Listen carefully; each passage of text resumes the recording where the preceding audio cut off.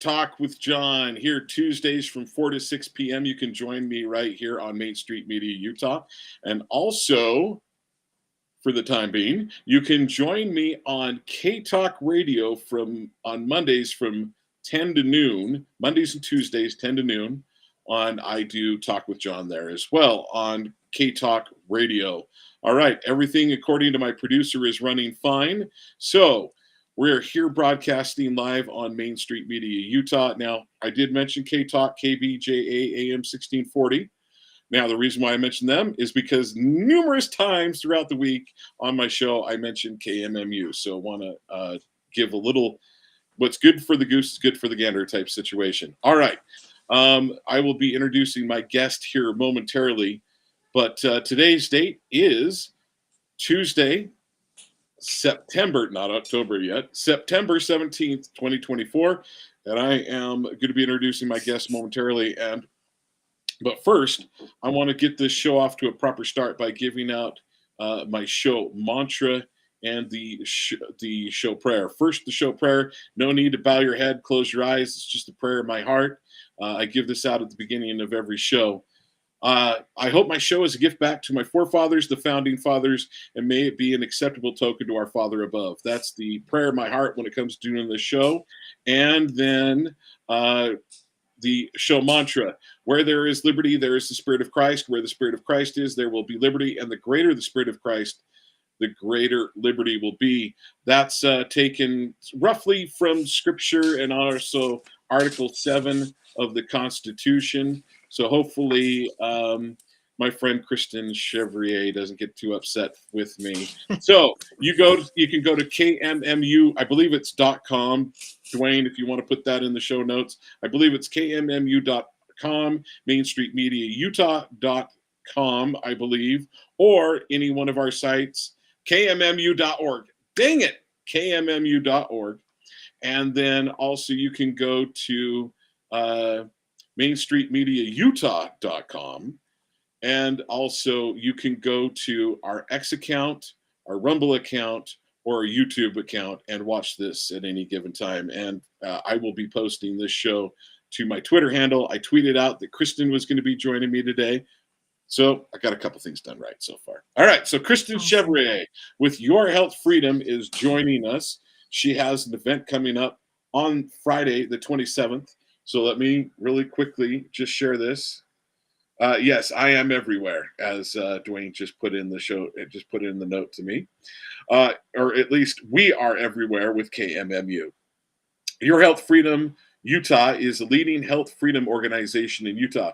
For over 10 years, they have worked tirelessly to educate and empower parents and individuals to make informed health decisions and claim their right to informed consent to protect the right to buy and sell products and services that build health and wellness, to protect personal information from being collected in data leaks and data lakes. Sorry. But also health protection. That leads to data leaks counts too, doesn't it? Yes, it does. I don't think I was that far off. No, you're pretty darn close, actually. Okay, so we don't want our information in data lakes, or lakes. So either way. Get put out in data leaks. Yep. Right, there we go. That's exactly right. Promote technology that puts security and privacy first, and to educate and assist policymakers in the formulation of sound health policy, rules, and law. They have been instrumental in passing many bills that broadened the access to health freedom, and killing bills, or helping, shall I say, she said restrict it. I'm going to say massaged bills to be better. Yeah, we've done that too. Bad. Yeah. All of the above. Yep. So, Kristen, you have an event coming up on the 27th that we definitely want to talk about, get people to go to. Any of you that are sports fans in Utah, you're definitely going to want to go to this one. And let's name some of the people that are going to be at this event that people can come and see. Okay, so this is our 9th annual gala. Normally, over the past several years, we have done a gala on Friday night and then a symposium all day on Saturday. But we skipped the all-day symposium Saturday this year because we wanted to put our time and energy and resources into electing people to office, which we did. We helped to elect 80% of the Republican Party convention nominees to be in the general election, which typically means that they will make it into office. So we're pretty pleased with those results. It's sad that we're going to miss the symposium, but instead of the symposium this year, we're doing a picnic, which will be at a park in West Jordan. I'll give you the address for that later. But we're doing the awards gala on the 27th, the evening of the 27th, and we have 2 keynote speakers. The first one, and this is the sports one that you alluded to, John Stockton. So most of you probably know him as an NBA All-Star, and that he definitely is. But he also works Hall with of the group. Famer. Hall of Yes, Famer. yes, he's one for the history books. He also works with a group called Voices for Medical Freedom, and he's been very vocal since, I think it started probably during COVID, when he felt that the doctors' First Amendment rights were being violated and that they were not able to care for their patients properly. So he was part of a lawsuit against Washington State for going after doctors who were trying to help their patients and were not being allowed to do so. He's an amazing human being, and even if he weren't an athlete, he would be worth meeting. He's just a very good person, and we're very grateful that he's taking the time to come. This is something that I've been dreaming of for a while, and I'm just so excited to be able to have him coming.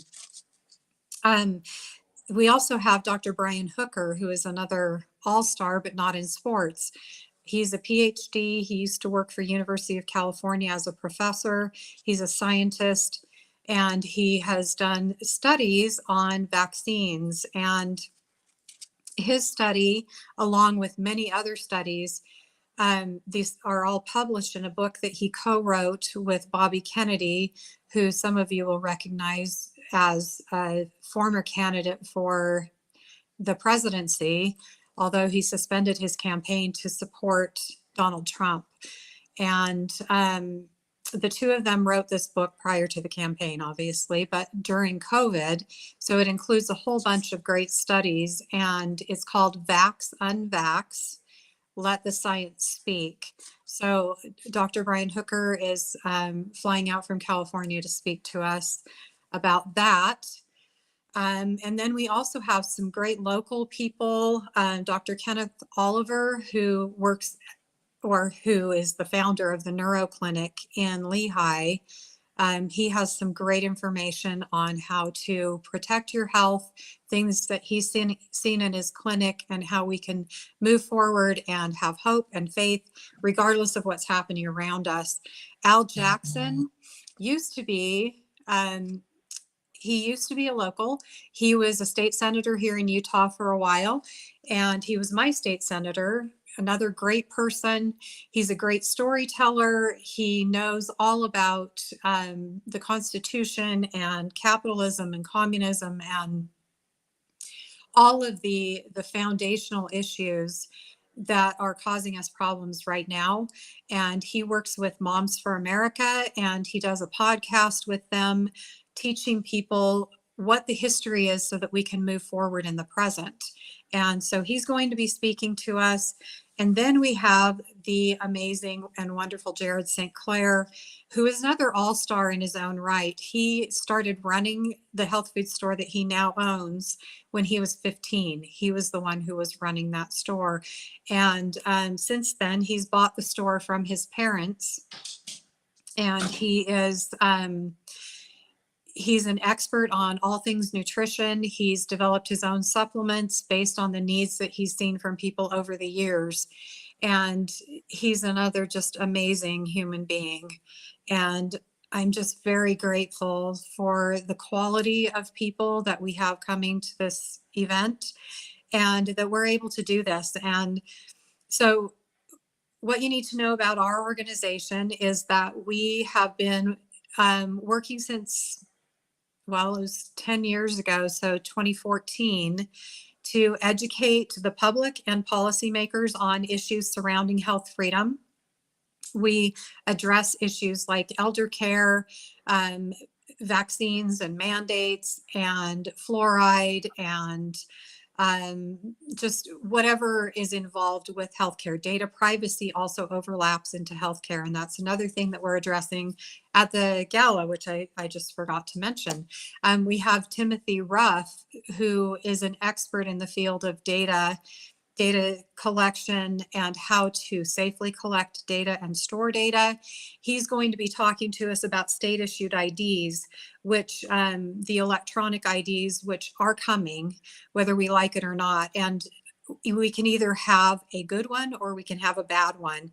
And we're trying to get the word out. We've been working with the legislators for over a year on this issue. And we're trying to get the word out to the public and through the public to the legislators on what a safe state issued ID would be that would protect our data, give us the option to share only the data that we need to share in order to accomplish our purpose. For example, if you're going to a bar, the only thing they need to know about you is that you're over 21. So you would be able to show them with your state issued ID that you are over 21. But the idea that we're proposing does not phone home. So in other words, it doesn't go back to the state and say, Kristen has just showed up at a bar and showed her ID to get into the bar. All it does is it gets the information from the state. The state sees that there was a ping, but they don't know where it came from. They don't know what it asked for. So this is essential because the IDs that are being proposed right now are trackers. And what they'll tell you is, yes, it has the capability of tracking, but we're not going to turn it on. Well, that's great. If it has the capability, it can be turned and it probably will be turned on eventually, even if it's not by this group of bureaucrats. At some point it will be turned on. And so what we want to make sure happens is that we get an ID that cannot track. So this is important information, and we need people to be contacting their legislators and giving them the information that we'll be sharing at the gala. And John, I think it would be a really great idea for you to have Timothy on your show so that he can go in depth on this. Sure. And give people the calls to action. Something to think about for later. So anyway, those are the things that we're going to be talking about at the gala. We are 100% volunteer organization. We need money so that we can do printing, so that we can do flyers, so that we can do reels and social media stuff. And we need videographers and photographers, and we need venues. And we also go to conferences, which up until my husband lost his job a couple of years ago, I always paid for myself. But going to these conferences is important because that's where we gather the information so that when we come back from those conferences, we can talk to the legislators about what is coming down the pike and how to best address it. And so there are a lot of important things that we need to do in order to advocate appropriately and effectively. And that requires money. So none of us get salaries, but we do appreciate donations so that we can afford to do advocacy.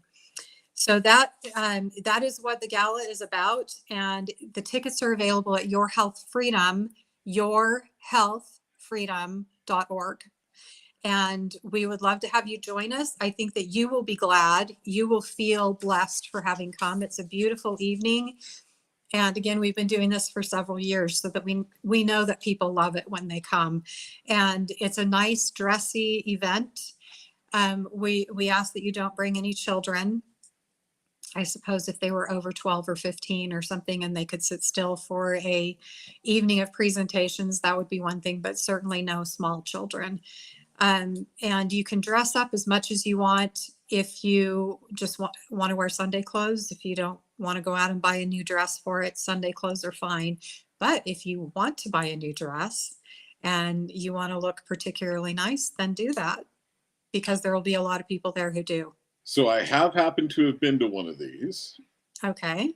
I was Tell not us the about it. most dressed up individual there. No, I actually remember that. What's that? But I remember that. But you were still welcome and we appreciated you being there. Well, I just stopped in to make a couple introductions to a couple of people. You had given me permission to stop Hmm. in, um, and I'll tell you this: the people were very welcoming. They were happy to see you. They were Hmm. happy to interact, and people look spectacular. They really look good. Now, there were some people that definitely were more handsome than others. There were those that were more beautiful than others. But when I say they look spectacular, they were all really great looking people. Is from the standpoint of they were dressed sharp, looked really nice, and some of them were decked out. Some of them Hmm. were in tuxedos, and others were, in really Just in nice Sunday gowns. clothes. Yeah, Yeah. just great clothes. And then there were others that were, like you said, in Sunday clothes, and then there was someone there who wasn't. But I was there for Right. a short period of time as Right. media. Okay. And then And media they can do whatever they want, but right? I didn't get the dinner, so I was just Okay. in and out before it really began. So, but it was wonderful smelling food. You get great food. I've talked to a number of people that have gone to these, and they're like, "This is a great evening, one that you don't want to miss, folks." It is a really fun event, and you'll come away with some really important information and get to meet some fun people, make some new friends. It's a good event. So I'm assuming it's very quite similar. You get to walk up to people, shake their hands, talk to new people, and make new friends. Yep. Yeah. And that also get some good information and support health freedom efforts in Utah. So it's a win-win-win. So, what would you say your health freedom? What has been your biggest win? Well, we've passed a lot of legislation, and I think that's the biggest wins are the fact that so many people now are aware of the issues surrounding health freedom. When we started this 10 years ago, um, I don't really think a lot of people were even thinking about it. I think it was just there were things that you did, and it was just standard procedure to go get all your vaccines. And Mhm. nobody really thought about the fact that there might be a downside to vaccination, and that there might be other issues. Like there are surgeries that are particularly dangerous. We've found out in recent years that breast implants, for example, are very dangerous. And a lot of people have had serious health problems following breast implants and have ended up getting them taken out. So there are all kinds of medical procedures that we just kind of don't really think about. We just go do them, and we don't think about the fact that there are downsides to every procedure. There are risks to every procedure. Now, there may be upsides and there may be really compelling reasons to do these things. But if you go into them not knowing the whole picture, then you're setting yourself up for It's maybe hard to some make. negative You got surprises. it doesn't allow for informed consent, shall Right, we say? Truly right. informed consent. Exactly. So it doesn't hurt you to do the research ahead of time. And then you go in with a complete picture. And if you still want to go through with the surgery or the procedure or whatever it is, then great. At least you know what the risks are and you can weigh those against the benefits. So, our biggest thing is informed consent. We're not trying to tell you that you should or shouldn't or pass any legislation that says you can't do any of these things. But we want you to have the information. We want you to have access to the information. In recent years, especially during COVID, well, even before COVID, there's a lot of censorship. And so a lot of the information is not even available or easily found when you search on the internet. I actually have a binder that's it's about this thick. And it has printouts of tons of things that have been on the internet, but aren't necessarily there anymore. and information like the package inserts for all of the different vaccines. When you go get a vaccine, they give you something called a VIS, and it's a vaccine information sheet, and it gives you some very They're abbreviated supposed information. to. Well, They're do they supposed not? to. What's that? Well, if you went to get the COVID vaccine, there was no vaccine information sheet. Okay. And even the package insert was blank. Right. Well, I'm also going to throw this out that I'm aware of. Even when people go to get vaccines, I've asked people that have gone to go get vaccines, and I've said, "Did you read the insert?" And I have yet to speak to anyone that even knew there was an insert.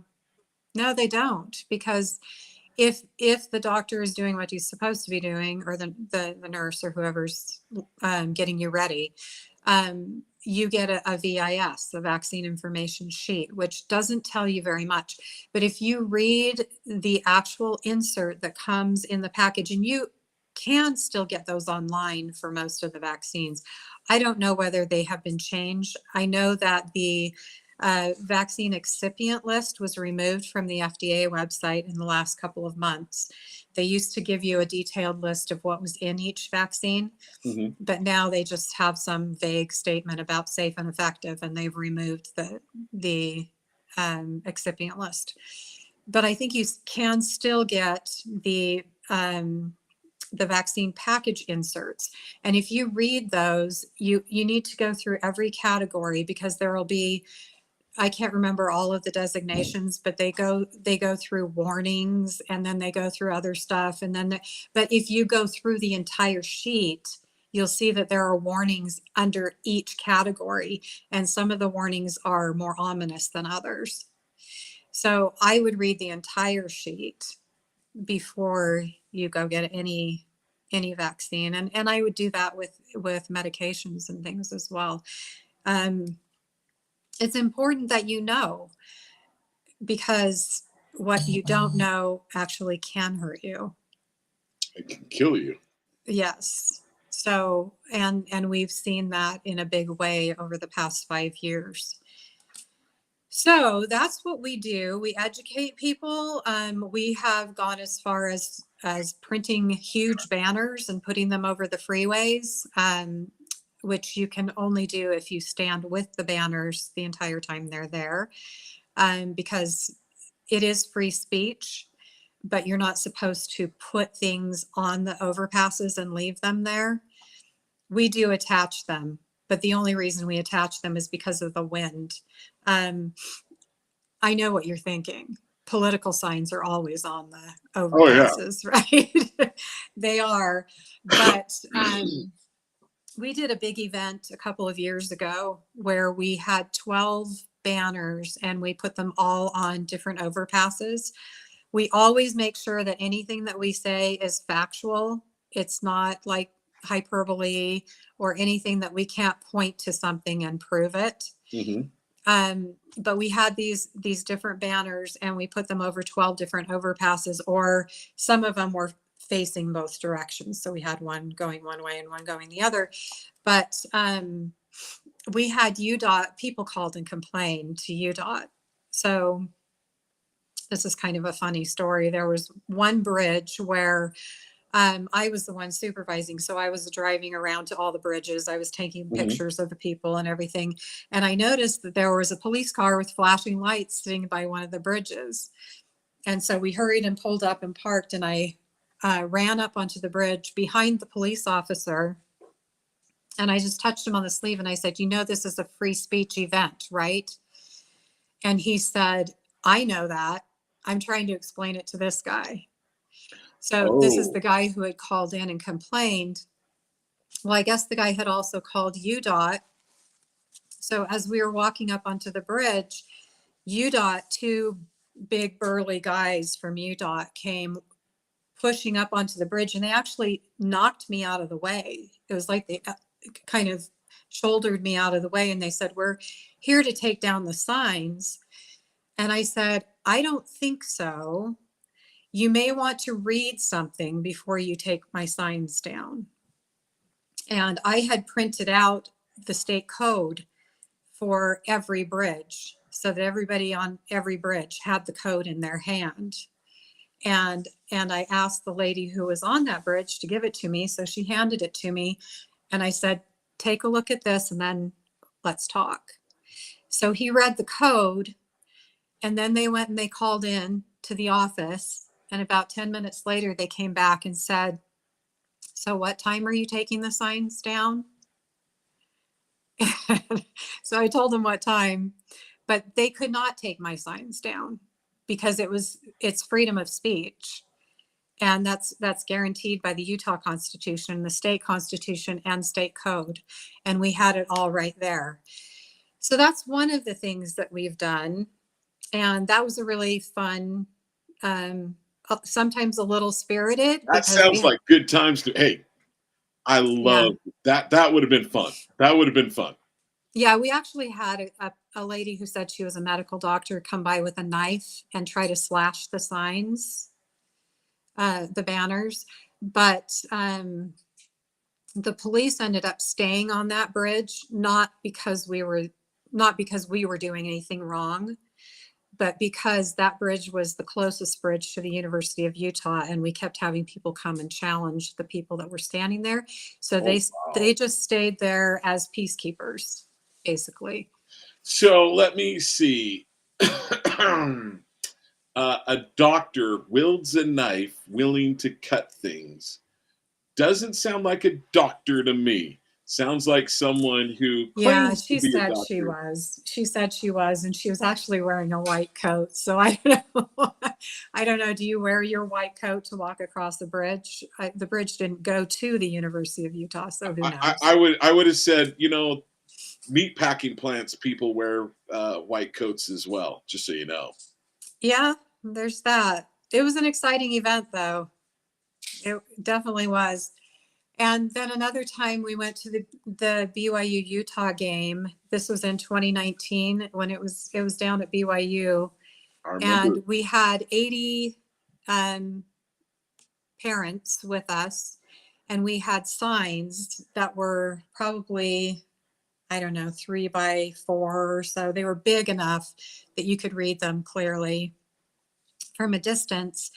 And they all had statements about vaccines. Okay, so if I remember, just to kind of, so each sign, there was a different statement on each sign. So as you walked, you were reading a new statement that was feeding on the statements previous to it. Yes. Yep. And I love some of the reactions that you guys had of people's faces. Yeah, it was interesting. And you could hear, sometimes the people wouldn't really talk to us, but you could hear them as they walked by talking about it. And they could see them from pretty far away. Right. So their conversations obviously started before they got to us and then continued as they walked by.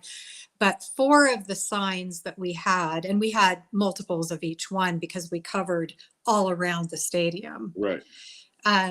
But 4 of those signs, unfortunately, had young Utahns who had died after getting vaccines.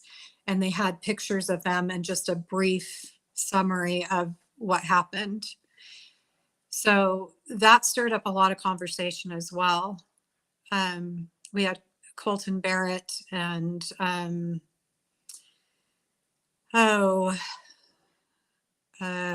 I can't remember all the names right now, but there were 4 kids that I knew of at that point in Utah who had died, and I'm sure there are many more now. In fact, I have, I don't know how many of your listeners have heard of Open VAERS. I don't know how many of them have heard of VAERS, but VAERS is the Vaccine Adverse Event Reporting System. Right.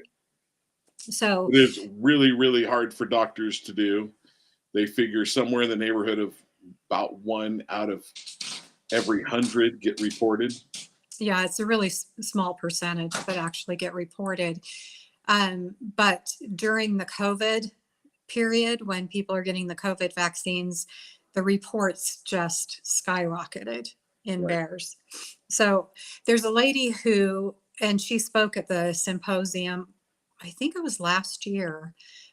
She spoke about her work on taking the information from VAERS and making it accessible to people.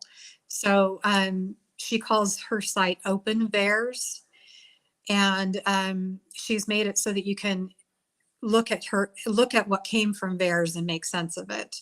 And so she is right now making some data sets for me on Utah and the vaccine injuries and deaths from Utah. So that's going to be really interesting. And I hope to have that in the packets at the gala so that people can see that.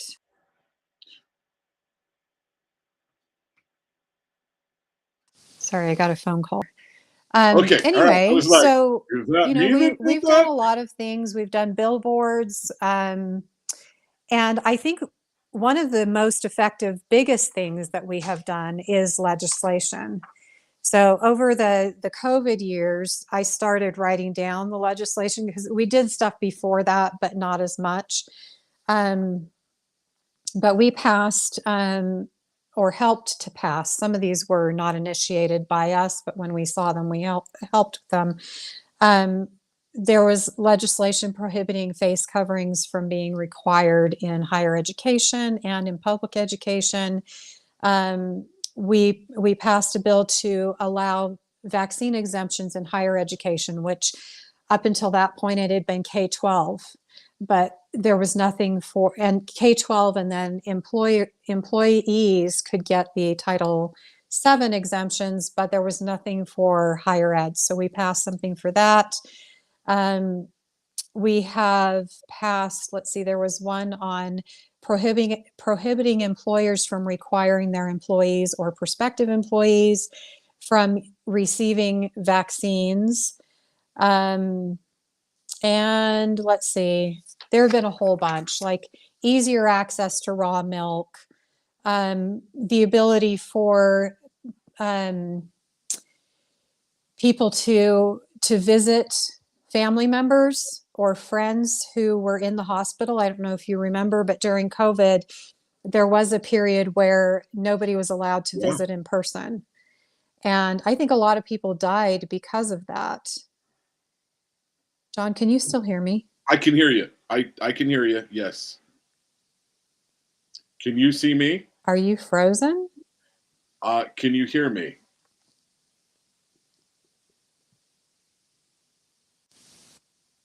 All right. Am I back? Yeah, I don't know. How long have you been gone? I was here the whole time. So But don't know what happened. what was the last thing that you heard me say? I have been hearing you the whole time. So the last thing I Oh, remember you okay. saying is, I Are think you a lot of people frozen? died, and I was like, I agree. I think there was a number of people that died. In fact, Okay. Okay, so I was here the whole time then? yes, you were here and I was here. Okay, good. Okay, so I know where we are then. Okay, so I think a lot of people died during COVID just of loneliness. There were people in nursing homes. Like I wouldn't allow my brothers to put my dad in a nursing home during the COVID restrictions because I didn't want him in there alone. He already had uh, Alzheimer's symptoms. And first of all, when you move somebody who has those symptoms, it's not good for them. But then to move them into a place where they can't have any company from people that they're familiar with, that's just horrific. Right. So, excuse me. I think when we get on the other side, there are going to be some people that will have to answer for those, because there Yeah. was no good data that said that that's what we needed to do. No, there wasn't. It was And I've just, had and you have had Dr. Peter McCullough there, and he's mhm. talked about that. Dr. Jim Meehan has been at your symposium and has talked about that. Yeah. So yeah. Yeah. And Jim actually passed away recently. I don't know if you knew that. He did. Anyway, we also passed a vaccine passport prohibition, which was a huge, huge thing because it's ongoing. It applies to all vaccines. So from here on, because of that prohibition, public places can't deny you entry because you don't have proof of a vaccination. So that is a huge one. That was in 2023. We also passed a bill do you remember that the doctors were not allowed to, or they were penalized um, or heckled or whatever for prescribing Hydroxychloroquine. ivermectin? Yeah, ivermectin and hydroxychloroquine. Yes. Right. So we also in 2023 passed a bill that allows Utah healthcare providers to deviate from medical norms as long as they um, follow certain guidelines. So one of those would be explaining to the patient what why you want to use this and why you think it would be effective.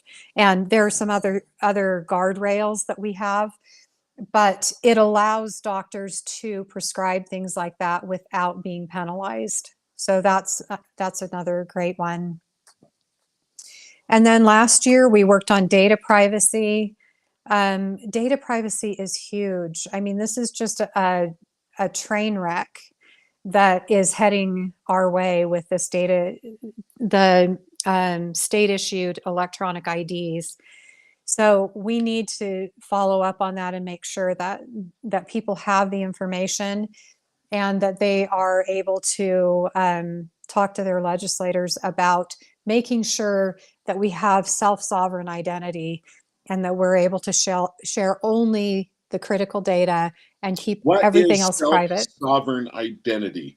I guarantee you that there are some of my listeners that I that don't would have been the first time I've heard that term. Yeah, I'm sure of that. So, self-sovereign identity is instead of having, when you use blockchain, which is great for some applications, like blockchain is great for cryptocurrency, but it's not good for identification purposes for having these ID cards. The self-sovereign identity is what I was explaining earlier in the show, where um, you have you have a state issued ID that allows you to share critical information like how whether you're over the age of 21. But when it does that, it doesn't phone home, so it's not tracking you. It's just giving you complete control over your information, your medical information, your driver's license information, all of the stuff that that identifies who you are and is personal to you. And then you only share the piece that you need, and the state doesn't know where you are or who you shared that data with. So it's called self-sovereign identity. And when you have Timothy Ruff on, which I highly recommend, he is so knowledgeable on this topic, and he can give your listeners a lot of very valuable information on this. And we actually need to find people who are willing to invest in this as well so that we can move it forward in Utah law. We do not want to end up with the blockchain. Here's another interesting thing that is kind of connected with the data privacy issue. There are groups out there who are calling themselves protectors of liberty, or like there's the Safe Homeschool Act. And there are other things. Whenever you hear something like that, I recommend that you look very closely because, let's see, Integrity Matters. There's a group that calls themselves Integrity Matters. And I just have to laugh because I know who's involved with that group, and integrity has nothing to do with it. In fact, integrity is the furthest thing from their minds and from their actions. So this group, Integrity Matters, is going to try to destroy the caucus system tomorrow in the interim committee. The group that says, I can't remember what they call themselves, but it's something to do with protecting data, and they have liberty in their Project Liberty, I think is what You they mind call if we bring themselves. in Phil Lyman, who's joining us right now? No, have them come in. Sure. Okay. All right. So real quickly, we've got Phil Lyman that's joining us Hi, as Phil. we're Hey, finishing a conversation, getting into we'll be getting into another one. But Phil Lyman. I talked to Phil Lyman before I talked to you today, Kristen, and he's like, that Kristen, she's something else. I'll I meant take that that in a like good in the way. best way too. Yeah, it was not in a bad way. I didn't say it Because, was in a bad you know, way. some No, people might not mean that in a good way. Like maybe the head of the health department. I introduced myself to the head of the health department one time a couple of years ago. I was in a hearing in a committee room and I walked up to him and I said, "I'm Kristen Chevrier." And he goes, "Oh, I know who you are." I was well, flattered. I'm and glad John, he it's, knew. I mean, I've been in some meetings today talking with legislators about the whole idea of SB 54, and I, what Chris is saying is exactly, is exactly on point, and people have got to speak up. The narrative is, oh well, we're never getting rid of that, so our only objective now is to try to save the convention by giving the proponents of, keep my voice or whatever, everything that they want, these groups, and it's a huge compromise that's going on, and the legislators think that that's the only option, and it's not. No, it isn't the only option. We just need people to stand up and do the right thing.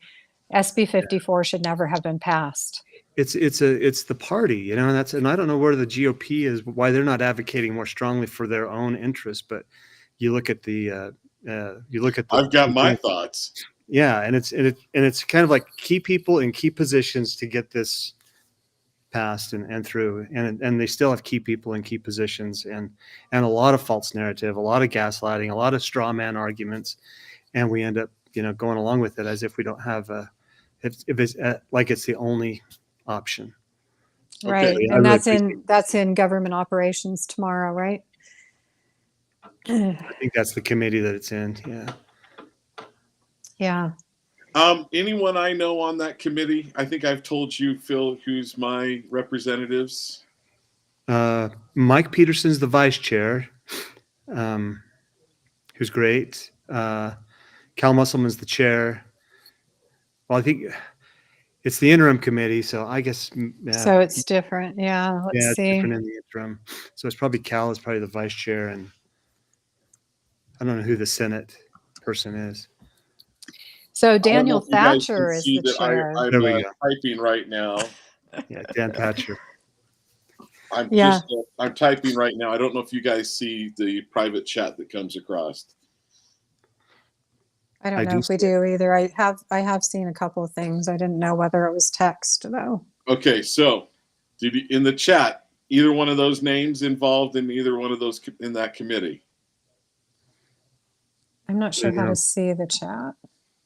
I can tell you who's on the committee. It's Dan Thatcher, Calvin Musselman, Ron Winterton, Dave Buxton, Don Ipson, Jen Plum, Bridger Bullender, Scott Chu, Kay Christopherson, Stephanie Gracious, Sahara Hayes, Mike Peterson, Tom Peterson, Val Peterson, wow, Andrew Stoddard, and Douglas Welton. Okay, All the so Petersons. my representatives is Mike McKell and Jeff Burton. So they're not on that committee. Okay, I still will be giving them a call to say leave SB. No, don't say leave it alone. Okay, that would be the wrong thing. Get rid of it. Get rid of SB SB 54. 54. Don't change it. Don't modify it. Just get rid of SB. Get rid of SB 54. The what the legislators say is that SB 54 was in response to an initiative that would have gotten rid of the caucus system, but for SB 54. But again, it's one of those narratives, I guess, that we've got to overcome. That's like, oh, if it weren't for us, you wouldn't have a convention system at all. And they use that logic of, they wanted to take it away from you. We're the ones that saved it by bringing you SB 54. Right. And the party at some point just has to stand up and say, we're done. We're done. Sorry, they get too much money from the and from a person named Ryan to be able to, they get too much money with too many strings attached. Okay, so let's wrap up with Kristen here. Kristen, Phil, will you give? You've told me you've been to her symposium, to the gala, to the dinner. Will you give us, what are your thoughts about it? Is this something that people should go to, especially if there's a chance they could see John Stockton? Well, Nothing like, especially if John Stockton's there. No, I went last year, and one of the best presentations that I heard. I wasn't there for the whole day, but just really good information on the health side, but just on the patriotism side, you've got some people there, and it attracts all the other supporters of this. So if you like to rub shoulders with people who really care about their communities and their families and good legislation and good policy, the Health Freedom Symposium is, I was really impressed with the group of people that were there, and some high profile people as well. So I'm not sure what's on the agenda this go around, but I'm sure it's good. yeah, we've got some awards that we're giving. Kara Birkland, Trevor Lee. Shoot, now the list is gone from my head. But we've got 3 great advocates and 3 great legislators who are getting awards. And then we have John Stockton, Brian Hooker, Kenneth Oliver, Al Jackson, Timothy Ruff, and Jared St. Clair. And you get your tickets at yourhealthfreedom.org. Very good. And John, your face just got really spread out there for a second. I don't know what happened. Well, I happen to have put, like, you may not have seen it on your end, but I did a little thing that just says "Talk with John," little icon, because I was grabbing my water bottle that nobody wants to see me drink. So yeah. Okay. So in right. in TV land, in TV land, they have commercial breaks where they can get a drink of water, scratch scratch their head. But you're not supposed to do that stuff on camera, technically. So what you need to do is get some mugs that say "Talk with John," and then you can drink all you want. That's how it's done. But then you have to send one to each of your guests too. Just kidding. Okay. As soon as I start getting sponsors, I will do that, and I will send everybody a mug. Okay, sounds good. All right. Well, good to see you, Phil. I will let you take the floor. Kristen, thank you. You can hang out.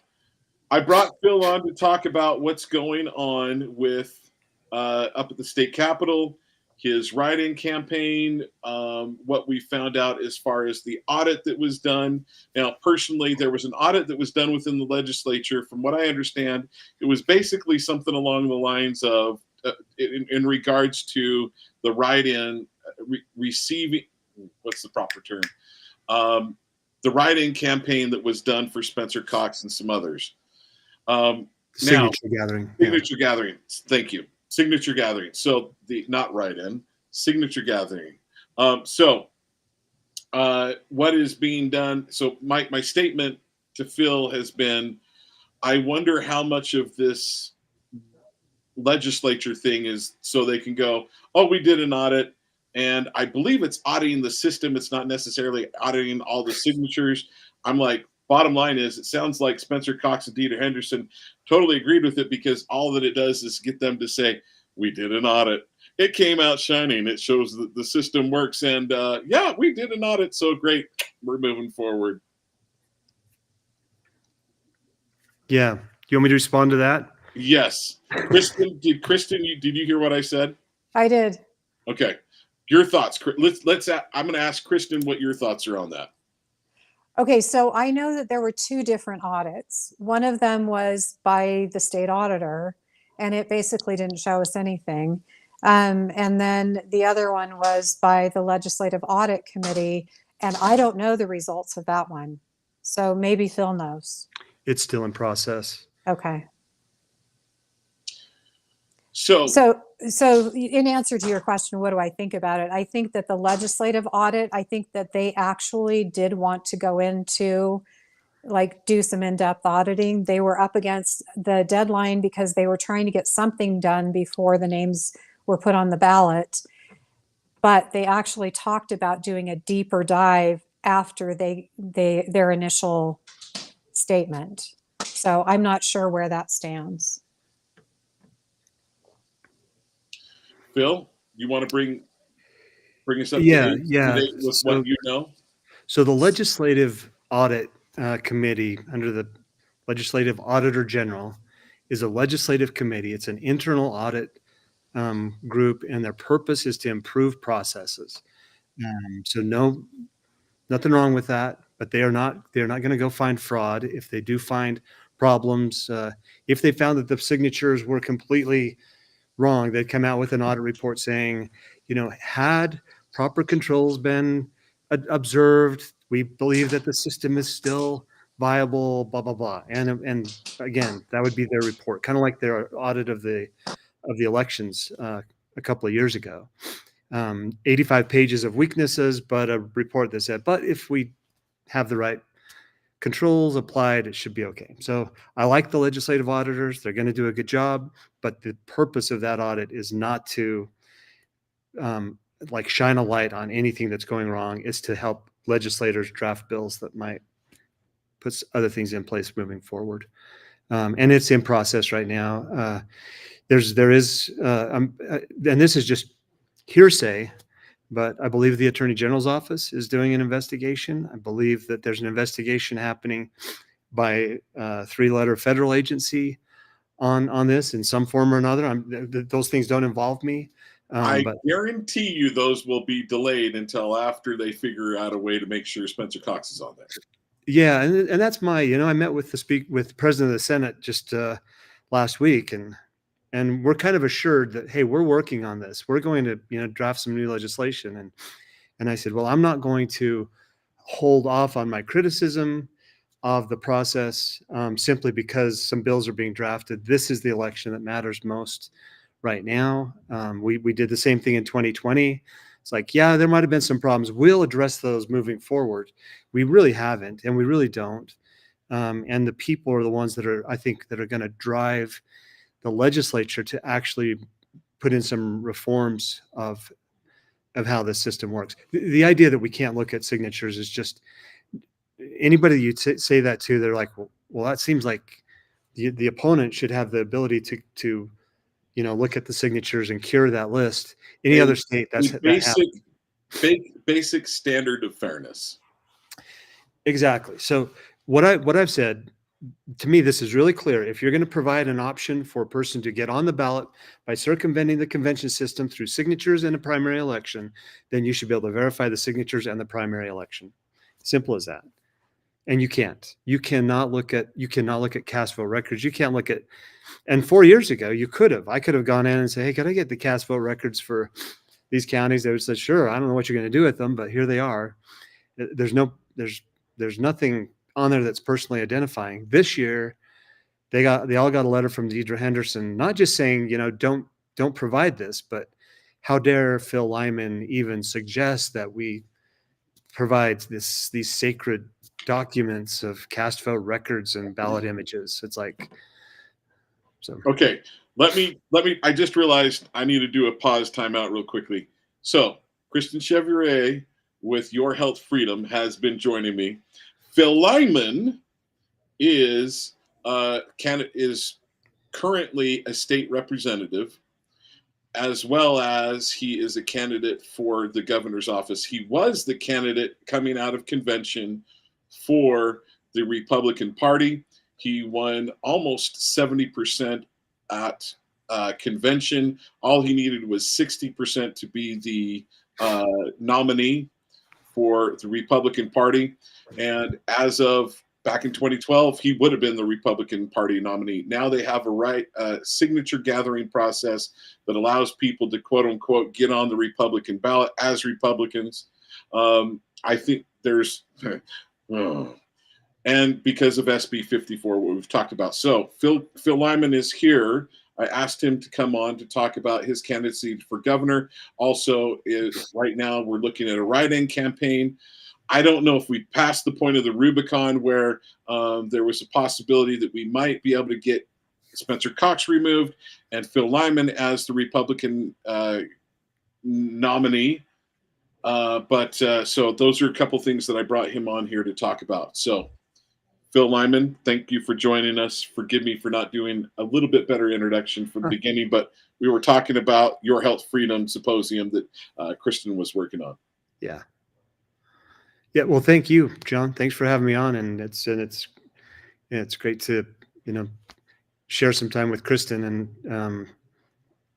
and she's Kristen, you can feel free to stick around, or you can feel free to go, whatever you prefer. I told you I'd have you on till about 4:45 at least. So it's up to you what you Thank want to do. you. Thank you for having me on. I'm interested to hear what's happening with this campaign. So I'll Okay. great. stick around. Yeah. And I appreciate So, Kristen encouraging people to come to the committee meeting tomorrow with the Government Ops Committee on this issue, which is they're going to be talking about the nominating petitions, I believe.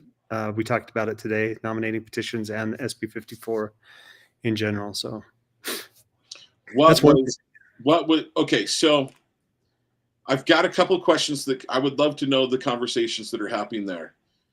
But you made a statement right before I interrupted. 4 years ago, you could have checked the signatures that were gathered in the signature process to get someone into the primary and to circumvent the caucus system. Why the change 4 years ago? Did the legislature pass a new piece of legislature to change that and no longer allow for that, or how did that come to be? Well, what I was referring to 4 years ago was the cast vote records, which you Okay. could have found. But similarly, if I'd have gone in and asked for the nominating petitions, I would have been able to get those as well. And we did pass some legislation, and it's really important. SB 47 was passed actually in 2020, so it was 4 years ago that we passed that. And what we said is that if you're going to publish your nominating petition, well, any of your petitions, that you not include the actual image of the signature online digitally, because people can lift that signature and use it for identity theft or whatever. I was the vice chair of the Government Operations Committee that heard that bill and was very supportive of it. Said, when you publish this online, don't do the signature, do the voter ID and the address, so we can see that it's a unique record, but without actually having a signature that someone could steal. And that's what the bill said to do. And it said the clerk shall provide the list of names, the addresses, nothing about keeping the withheld and the private names off of that nominating petition. When you sign a petition, you can't then say, well, I had the expectation of privacy, even though there's 20 names on this page and I signed in the middle of it. There is no expectation of privacy there. So the argument, that we're defending, these poor single moms who are in fear of their life by not giving you the list of information is really again, it's a false flag, straw man logic, whatever. And that's kind of where we're at. 4 years ago, I would have gotten it.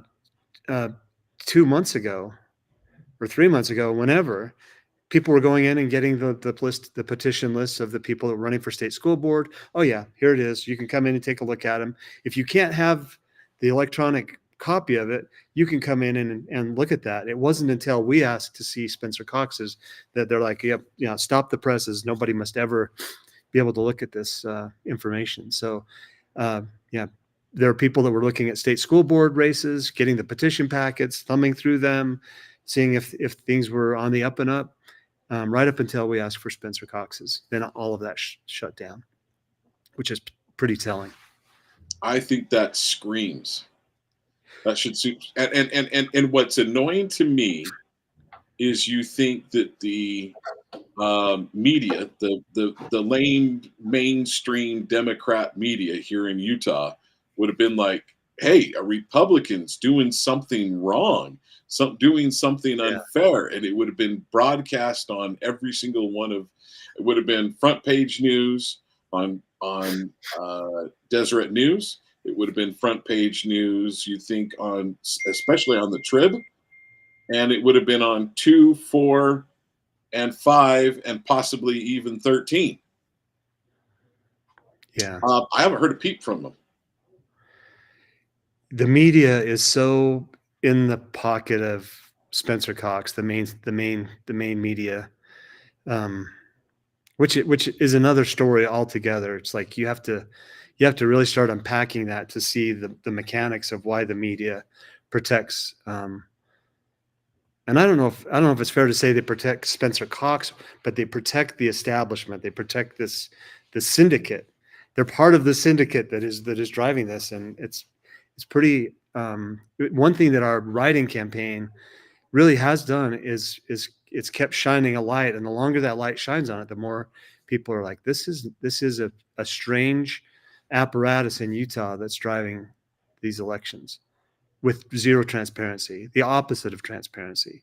They go after people that ask questions aggressively. I'm kind of wondering if the state's going to run another multi-$100,000 campaign saying this was the most above board auditing system and signature gathering system ever done. Well, the state, and I can't remember the name, which is probably good, of the marketing company, but yeah, they run their billboard.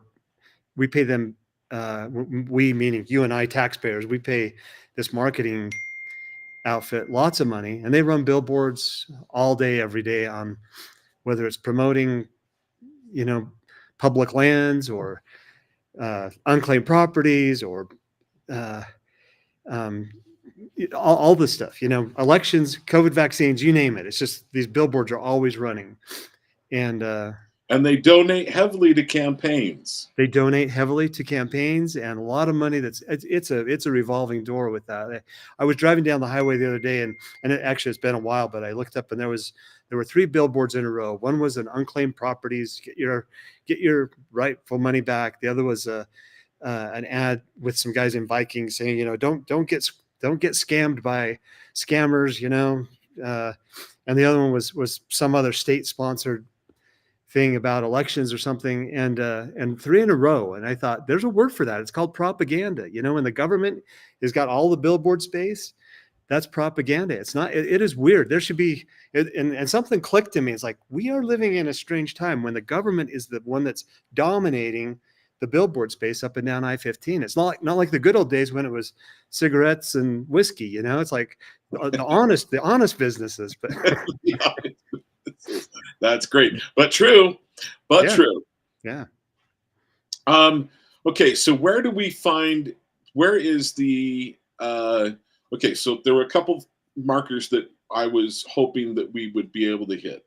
One of those is that I was hoping that the decision would be made by the state legislature. We would have some information, whether it be through a lawsuit or something along those lines, that would say, stop the presses. We're putting Phil Lyman's name as the Republican candidate, and that's going to be printed on the ballots. My understanding is if that date hasn't come and gone, it's like right around the corner. Where are we at with that time frame, with that scenario? I think we passed that exit on Friday. That was the deadline for submitting ballot things. So I believe the ballots are headed to print right now. As of Friday was the soft deadline. If there was a judge's order that said do something now, I think they still could, because I don't think any ballots have been printed, but the soft deadline is passed. Okay. So where do you stand because of that? Where do you stand in your candidacy for the governor of Utah? So I'm a write-in. Me and the rest of the Lymans are write-in candidates. 2 other Lymans that are on the ballot or put in as write-in. So now you can't just write in Lyman. You got to write in Phil Lyman. So as far as the election goes, we're going to run hard on a write-in campaign. It's a big lift for write-in, but the thing that we have in our favor is that people they're not happy about Spencer Cox and some of the shenanigans. And if it's not Spencer Cox, it's the machine, it's the apparatus that chews up and spits out people that are trying to get questions answered. So I want to say I very much agree. There is 2 things. There is what Deidre Henderson is doing for Spencer Cox. So the the Spencer Cox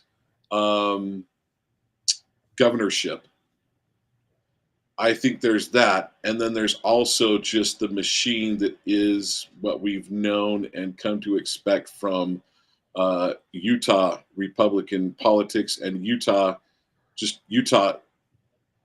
government. Right. And I think both. I want to be very careful in my verbiage, especially what has happened over the last 62 days. 2 attempts on Governor on President Trump's life. I almost said put a stick of chewing gum, shall we say, and clog up the mechanisms.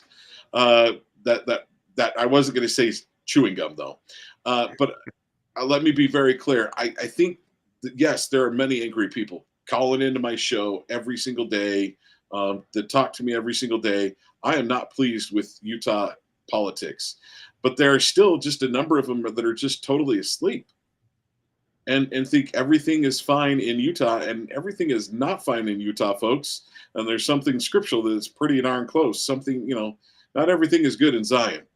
And if we don't wake up and realize that it's not good, we're going to be in big trouble. So, so now we've got a write-in candidacy, we've got a write-in Phil Lyman. All of a sudden, 2 other Lyman showed up, and at the very basically last second, put their names down as far as being candidates. Kind of funny that their last names weren't Cox, but well, the Lymans don't stick together quite as well as the Cox. Maybe they're too bad there's not. Never mind. I'm going down a rabbit hole I shouldn't. But nonetheless, we need to write in Phil Lyman. So you said you're going to run a strong campaign. You're going to do everything you can. What is some things that my viewers / listeners can do to help support Phil Lyman? Well, I did a video that just went out yesterday, and in that video I said, I'm not fighting corruption because I'm running for governor. I'm running for governor because I'm fighting corruption, and did it as a county commissioner, did it as a state representative. It's kind of brought me to this point of this is not right. We don't pass policy that literally destroys some people's lives and benefits other people, and do that without any political accountability. And that's where we're at on this election. We need some transparency. People need to be able to verify that their vote is in a representative form of government, that they're actually electing somebody, and that it's not a succession plan. And that's kind of what we have in Utah. We have a succession plan for our governors, and it's been going since Mike Leavitt all the way down. And I'm not saying that there hasn't been some races and things like that, but people feel that there's an apparatus that really just says, we are not going to let somebody like Phil Lyman come in and run this. So I want to look at so you asked me a simple question. I'm rambling on. Well, what people can do? No. You're giving an in-depth answer, in my opinion. So I am like, yes. Yeah. I mean, people can go to the website, lymanforutah.com. They can get on social media. They can donate money. I haven't been out strongly asking for money for the write-in campaign. Was not going to, but we are fighting a few lawsuits, and those are very expensive. And I find that people are much more interested in helping us fight the corruption than they are in, and it's probably my own bias. I'm not a huge fan of all the yard signs and all those things that feels like kind of campaigny, but going to court and taking on the real villains in this thing head on is pretty appealing to me, and it is appealing to a lot of people. What are your lawsuits? So are they lawsuits that are coming to you, or that you're doing on behalf of your fellow citizens against the system? So I've got a lawsuit I took to the Utah Supreme Court. They ruled on it without argument. Basically said, go away, and so it's going to the U.S. Supreme Court, and that question is on whether political parties have the right of association. Does the GOP have the right to choose their candidate? And it's much more nuanced than what it gets credit for, because the Supreme Court has ruled that state legislatures do not have the right to come in and override the right of association guaranteed by the Constitution for political parties. We here in Utah hear, well, the GOP can't dictate state law, and the state passed this bill, so that's why we're going, may end up at the federal Supreme Court.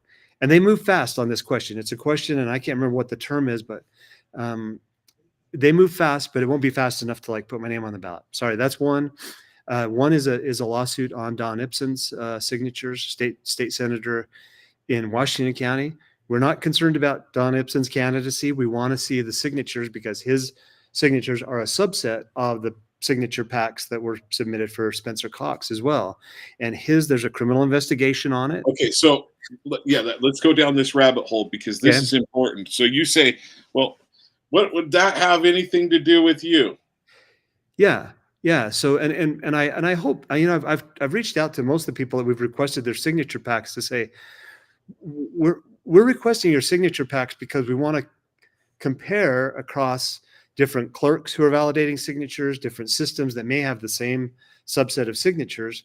So if Washington County, for example, has that subset and they've disqualified nearly 30% of them, but Spencer Cox only had about 8% disqualified, then you'd say, well, is this the same subset? It'd be worth seeing. Same thing with whether we're asking for Todd Weiler's or Mike McHale's or somebody that's all in Utah County, because most of Spencer Cox's signatures came out of Utah County, that type of thing. So we're asking for all those things. Of course, we're being denied across the board. The State Records Committee, no, you can't have the Washington County because it's under criminal investigation.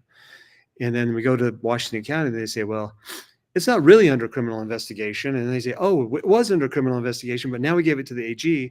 It's a game of hide the ball. It's like, no matter what you want, we are going to say no, and we're going to find a reason, whatever it takes. And all we want to do is get Spencer Cox's signature. So we're grasping at every little thing we can get, since we can't.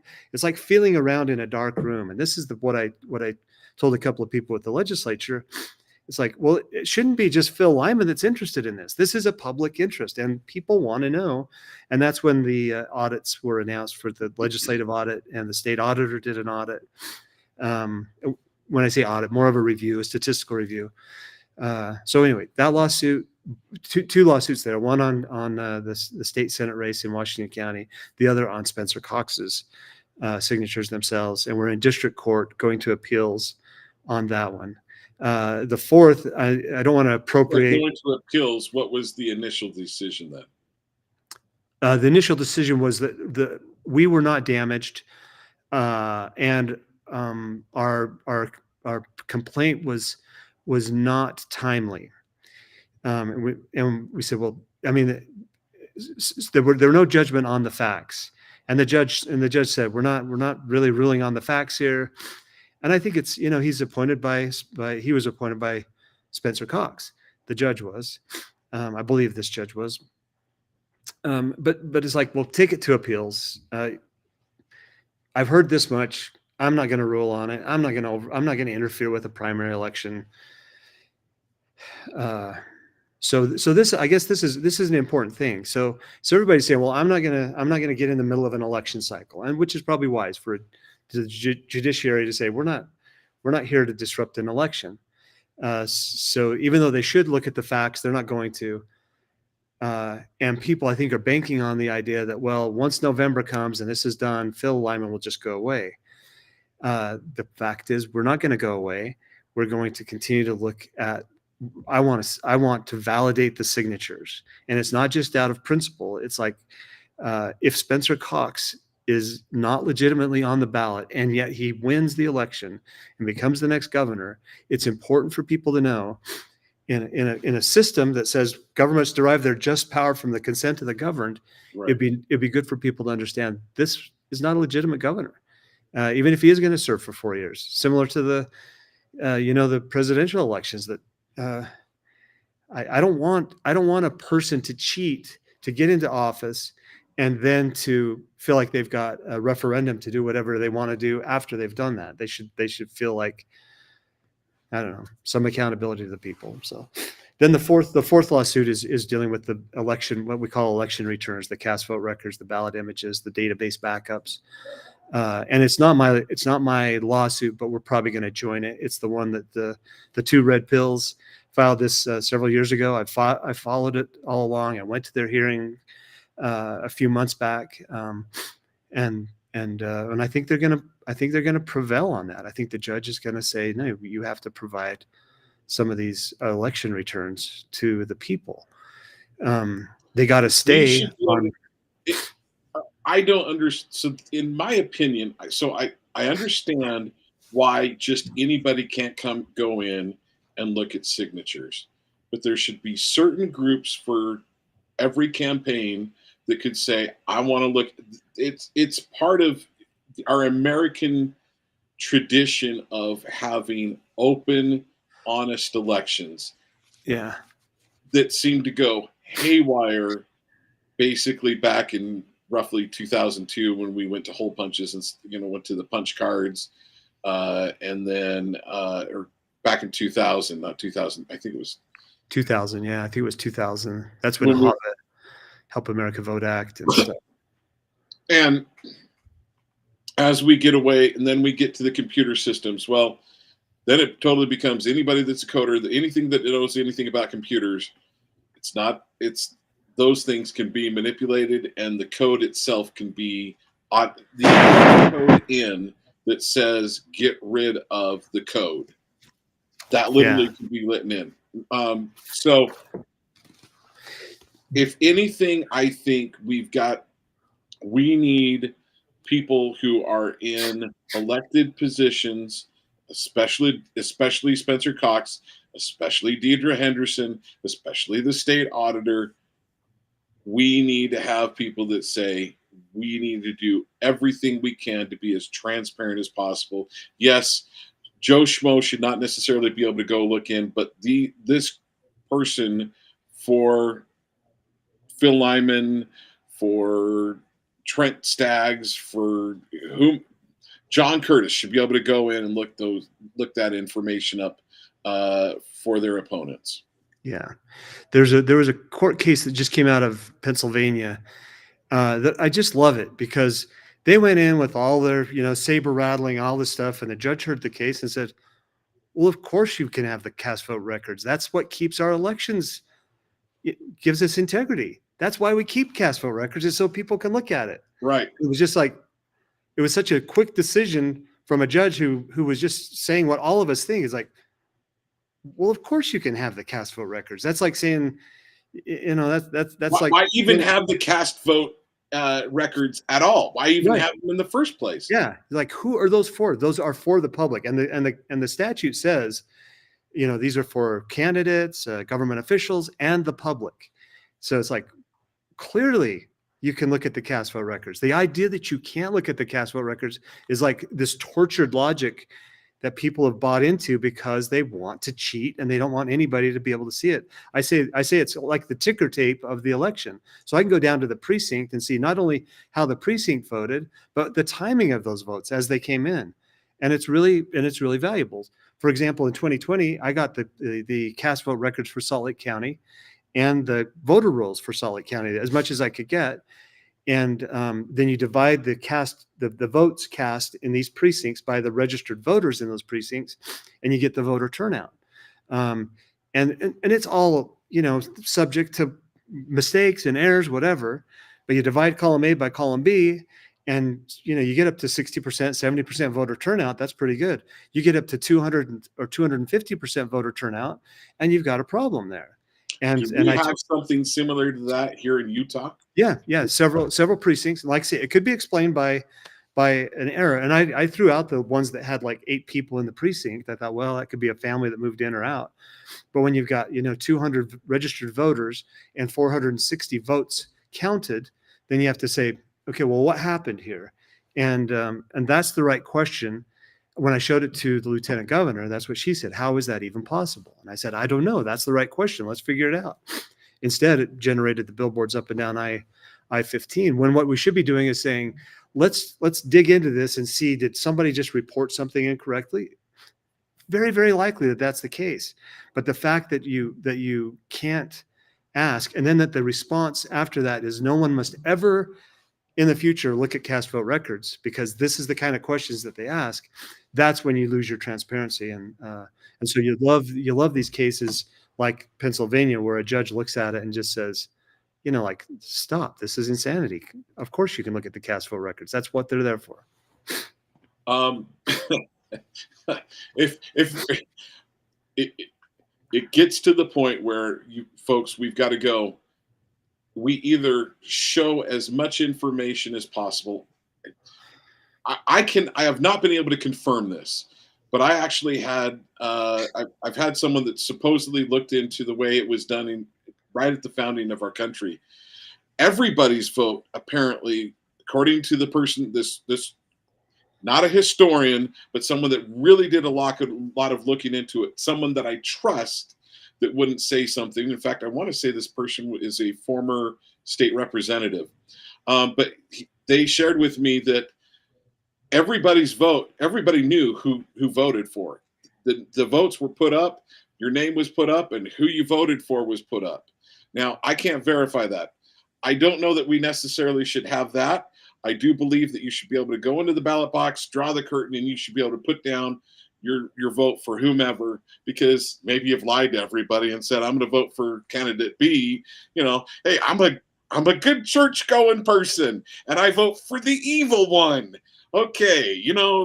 We should be able to, I do believe that we should be able to have a little bit of anonymity and exactly who we voted for. But the problem is, but past that point, we need to have as much revelation as possible. Now, real quick note, you guys may not see this. I'm seeing in the chat from the greater audience, there's Stephen Blah is this. I'm assuming that's a cinnamon. Or I've been talking too long. Pseudonym. There we go. Thank you. John, you're coming in loud and proud. Phil, you have my vote anytime. The state missed badly by voting for Cox. I'm going to say, I even have questions. Did the state really vote for Cox? Okay, so here's something that's interesting with Phil. You know this pretty much. 30 days before the election, a little bit more than 30 days before the election, you were supposed to have lost that like 60 by Spencer Cox was polling at 66%. He only won by 54%. Right. I'm telling you, I'm not 100% certain that Phil Lyman didn't win. It's possible. Let's see the records. And another thing that we've got to have happen is we've got to vote in the precincts. I mean, if there's time and money that needs to be spent on anything in government, it needs to be the election. We need to spend as much money as we need to. I don't care about convenience. I don't care about time for the government or anything along those lines. It needs to happen. Okay, so I had like 5 thoughts come through that diatribe. One of the things that I want to know before we're done here is I want to know what percentage of your fellow state legislatures are pulling you aside and saying, I'm there for you. Do you feel you have anybody out front, standing out front, saying, I'm here for you, I'm standing by your side? Whether I agree with Phil Lyman from the standpoint of I want him running for governor or not, whether I'm going to vote for him or not, I believe that he has the right to these cast vote records. And how many people are coming up to you and saying, Phil Lyman, you're an evil man? There's some in the latter category. There really are. And there's some in the former category. Most people are watching and waiting to see where the popular opinion takes them. I've got friends up here. I think I've got respect from most everybody at the legislature. Again, some notable exceptions, but they respect that my fight is real. And that's my job, is to be able to articulate what I'm talking about so that I don't sound like a conspiracy theorist or a sore loser. And because I'm neither of those things. Okay, you may be neither of those things, but I'm just saying, conspiracy theories of yesteryear happen to become reality of what was yesteryear. Yeah. All So right, sorry. we had a symposium. Our campaign put on an election symposium last Thursday, and it was fantastic. It was really, really good. We had about 7 or 8 people from Utah that came to talk about this is what one person has been investigating deceased voters who are still voting. I know another person was investigating the signatures. I gave a presentation on the dark money, the Zuckerberg money and the Arabella Fund money, and some of the apparatus and what it does. Somebody gave a presentation on FirstNet, the communications network that is used on this. Somebody gave a report on the statistical analysis that they've been able to do on Utah County, and really, really insightful information. And out of that came people, myself included, that were like, well, I knew this and this, but I didn't see how it connected here, and now I do. And the more people start to see this, it does have it's the truth. We're not trying to tell a lie. We're only trying to tell the truth. And the more people are willing to listen to that for even just a few minutes, they come away saying, we need to do something different. We need to fix this going forward. Okay, I'm going to share my thoughts on what I expected. I expect personally out of an elected official. The most important thing that I believe an elected official does is vote no for bad bills.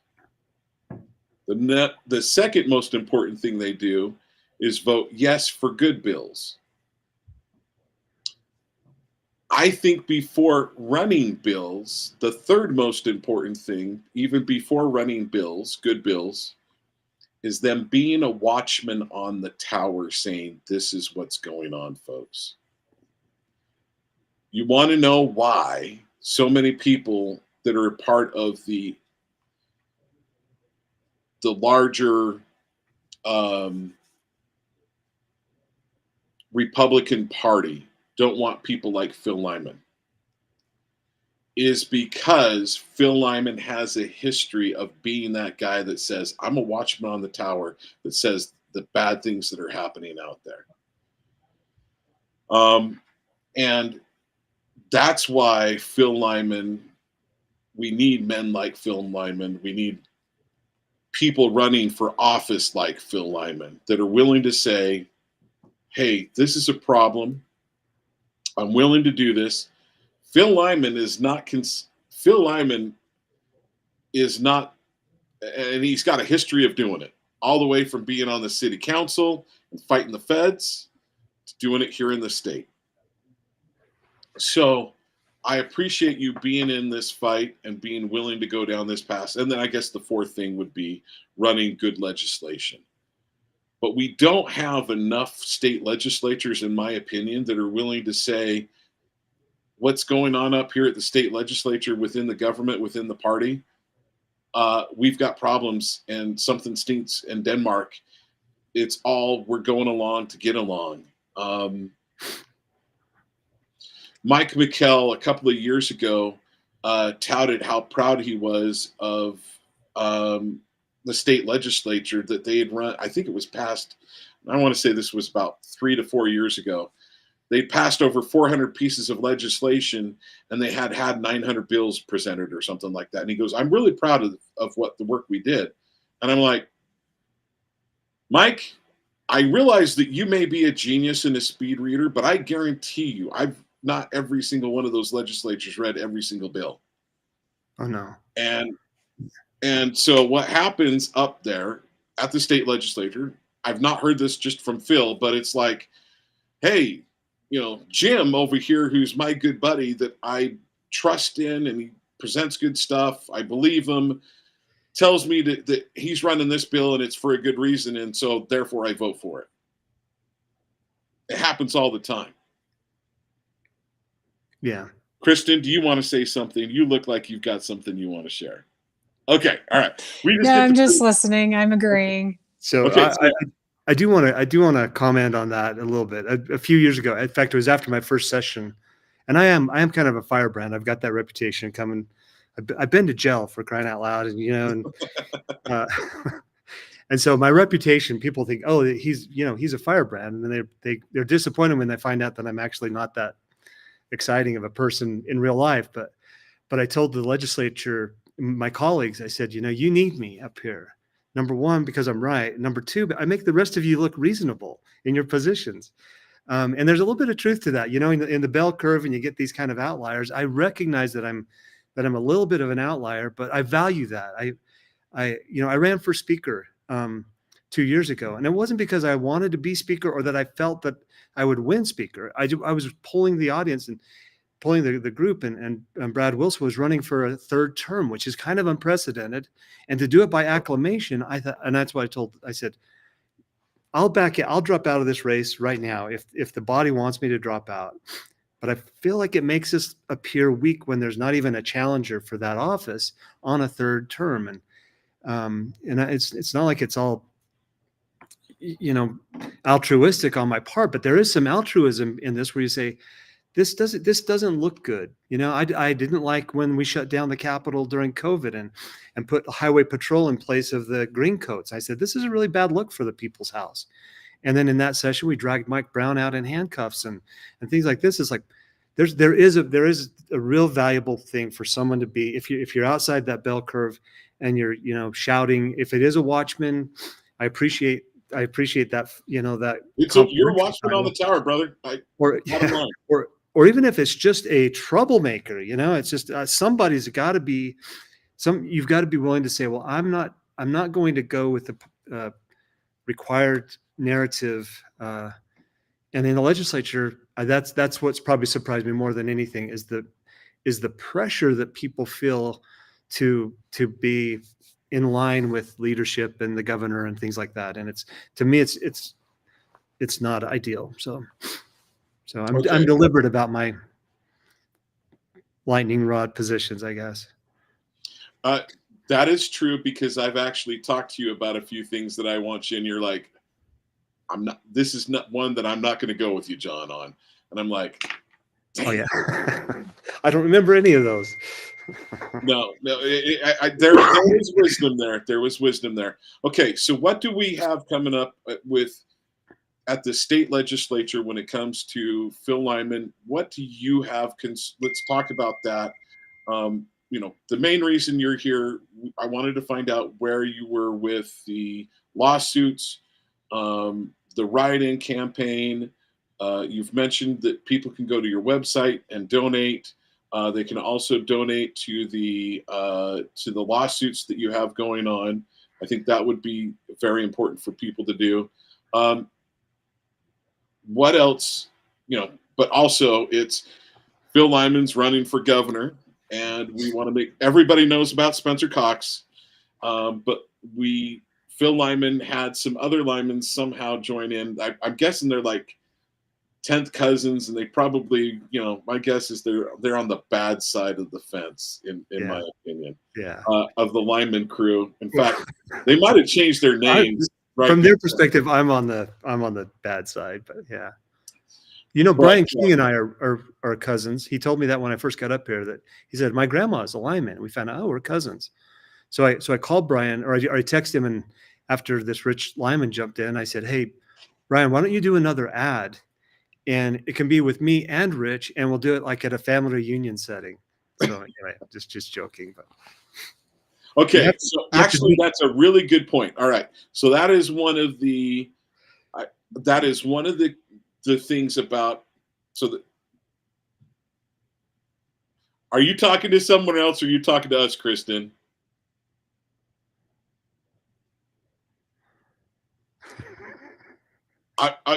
Okay, she dropped off. Goodbye. I guess she's waving goodbye. Goodbye, Kristen. All right. She's awesome. Okay, so there's a couple concerns that people have in voting for Phil Lyman. And someone that I guarantee you is respected by many people. And this is one of the things they say. Okay, if we get a Democrat in office, that is a very bad thing. Now, my perspective, I said to him, my counter was, well, so-and-so. I actually would rather have the Democrat that we know that's out and being obvious than the Spencer Cox, who is, in my opinion, a rhino. And his statement to that was, well, John, then we're going to have all these administrative positions filled by Democrats that are not currently being filled. They're being filled by Republicans. That is a legitimate concern that a number of people have shared with me, especially this one person that has a lot of sway. What do you have to say to that? You know, judge appointments are really telling. And it's an important role of the governors to appoint judges. Well, for the last 30 years, literally, we've had Republican governors who have appointed Democrat judges. Not saying there aren't some Republican judges and some conservatives, but by and large, it's very left-leaning, far left-leaning judges that are being appointed. How is that happening? I think it is the again, I mentioned the syndicate. You've got the syndicate, and it's like, okay, if you'll let us be in power on the Republican side, we will give you a nod on the judicial side, and it's a win-win. You can have all your liberals. You don't go after us. We'll give you your your offering on the judicial side.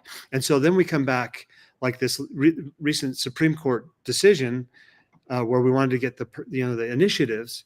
And it's like, the legislature cannot come and say, we're the standard bearers. We're going to keep us conservatives. And that dang Supreme Court, they're taking us down this other path. It's like, well, that's our Supreme Court. That's a product of the legislature, the Senate, obviously. Isn't there impeachment if they're that bad? You could potentially. It doesn't happen with judges. You have the retention hearings, and those are coming up. I always vote no on retention hearings because they're going to pass by 70% either way. But anyway, so the legislature has a responsibility to be to toe the line, and we don't do it well enough. So then when the judges make these bad decisions and we run around like, oh, we're the conservatives and those are horrible judges. It's like that's the product of the governors that we've been putting in place, and then somehow shrugging off when they appoint liberals. We also have some extremely liberal people in the executive agencies, in the Department of Health and some of these places, some far left-leaning Democrat people that are appointed by Mrs. Dunn that was running the health department. That's who I was thinking. Way far left. Yeah, and I could name a few other names that are there, but it was very interesting. And I will name this one. Jennifer Napier Pierce was brought in as the governor's director of communications. Well, not only was she the editor of the Salt Lake Tribune, she's a far left, Democrat, well-known Democrat. And I didn't know this because I'm just naive. I didn't know this up until a couple of months ago. She was also the wife of John Pierce, the Supreme Court judge. And you're just like, if I'm a Supreme Court judge and the governor calls my wife, says, hey, do you want a job? I'd say, honey, you can't take that job. That creates a conflict.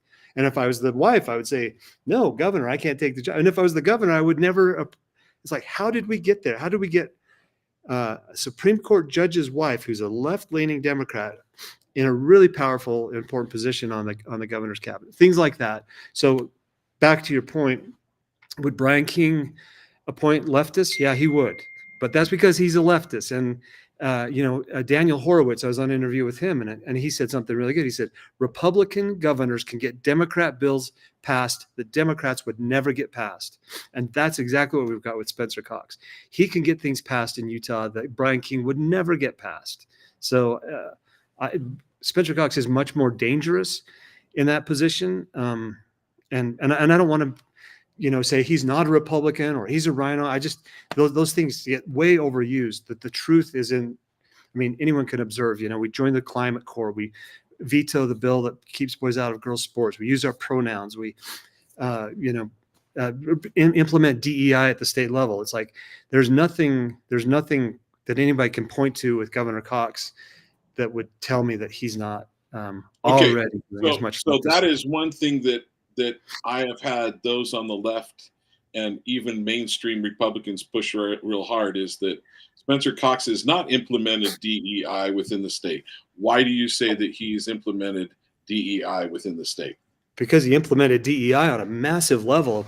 As the lieutenant governor, he signed the DEI compact, which was a condition of receiving nearly $1 billion. Okay, so real quickly, was it called a DEI compact? Was that the name of it? That was the name of it.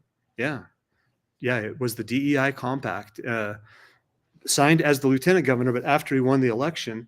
And we didn't know this at the time. This was during COVID, but the ESSER funds, the Elementary School and Secondary Education Relief Funds, over $900 million came to the governor's office on a couple of conditions. One of them is that 10% of it had to be spent for implementing DEI. The other was that the kids had to remain in masks throughout the end of the school year. And we were told, and we told everybody else, well, it's to save grandma and grandpa that the kids have to stay in masks. And DEI, most people didn't really know what that was. I mean, I'm not opposed to diversity. I'm not opposed to inclusion or equity.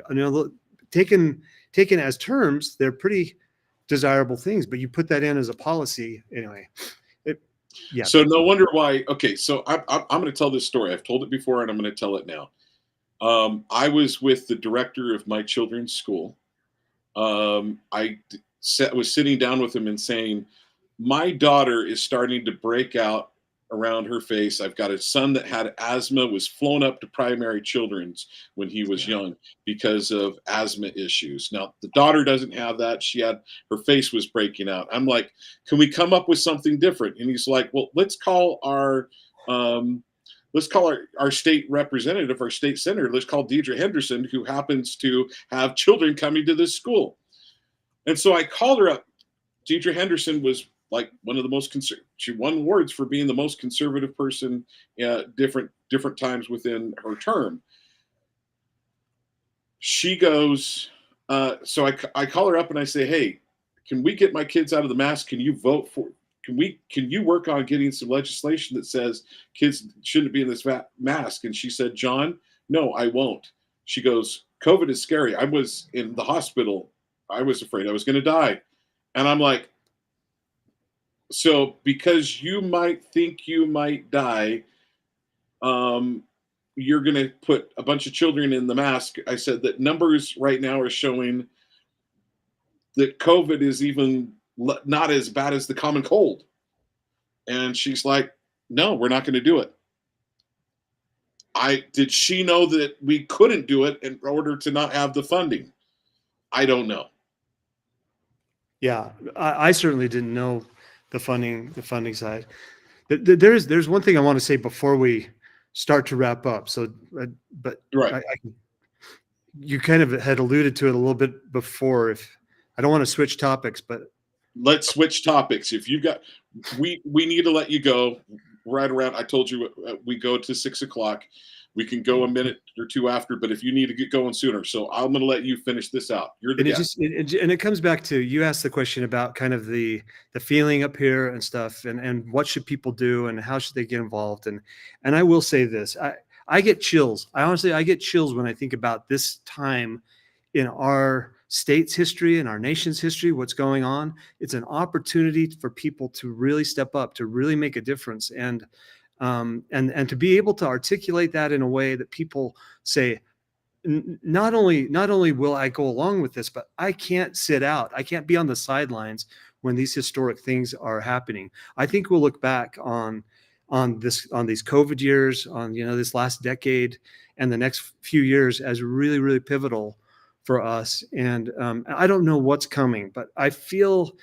And everybody I talk to, they kind of have that feeling that something is going to happen, something big is going to happen, and I think God's hand is. Well, I know God's hand is in it. It's always according to His will, but something big is coming, and I think we're going to have an opportunity to say, I was there, I watched this unfold, I watched this transpire, and when we come out of it, I'm 100% positive that it's going to be just amazingly good results. I don't know that the country is going to be saved. I don't know anything else, but on a personal level, I think we're going to say I was part of something really, really historic in the United States of America. And that's what I want people to get involved in. I'm not asking people to, say, donate money so I can put up more yard signs so I can win and be the governor. I'm engaged in this just like everybody else, just like you are. I feel driven. I feel compelled, and it's a huge honor for me. My little grandkids, I watch them making decisions, and they're speaking out in their own little way, talking about the election, and people are just engaged, and I'm excited about it. So that's what I want people to really get involved in. Don't just go and follow me because I want you to follow me on social media. I want to follow them. I want to see what's going on. I want this fervor to just keep going. I had a young guy contact me a couple of weeks ago, and he said, "Hey, I'm a computer science major. I'm about to graduate. I'd love to come back to Utah. I'd love to be involved in your campaign. Is there anything I can do?" And I said, "Yeah, pay attention to Elon Musk, because he's going to go down in history as the guy that saved free speech, not just in America, but in the world. And, social media is amazing. What you're doing is amazing. It's like nobody had these platforms, 200 years ago.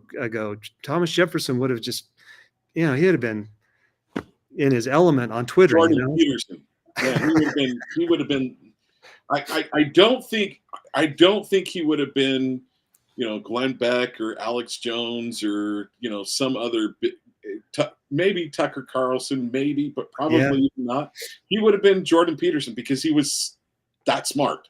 Yeah, super smart. Anyway, so it's an amazing time, and we don't realize it because it's present. It's with us now, but it is amazing that we still have free speech. We still have all these social media platforms. The government wants to regulate these. They want to regulate blockchain technology. They want to regulate our Bitcoin. They want to regulate everything.